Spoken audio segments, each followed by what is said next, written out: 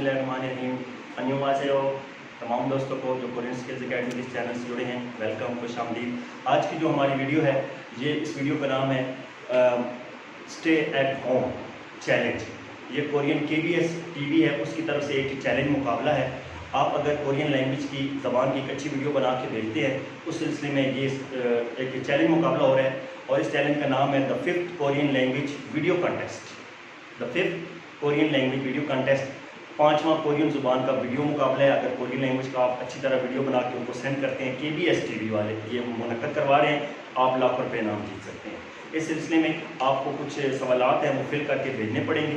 अगर उसमें आप पार्लिमिनरी बेसिकली आप मुकाबले में शिरकत करना चाहते हैं तो वो कैसे शिरकत करेंगे, आपको मैं इस वीडियो के नीचे जो है एक लिंक सेंड करूंगा KBS का, वो आपने ओपन करना है और उसके मुताबिक सारी शराइत भी आपने पढ़ लेनी है। एलिजिबल कैसे है कि अगर आप कोरिया से बाहर हैं, ठीक है, कोरिया से प्यार करते हैं, तो उस सिलसिले में आप उस मुकाबले में हिस्सा ले सकते हैं। इस सिलसिले में अगर आप वो मुकाबला विन करते हैं तो आपको बहुत से इनामात से नवाजा जाएगा। जिस तरह पहला 3 विनर जो है, ये 3 प्राइजेज हैं $1000 के।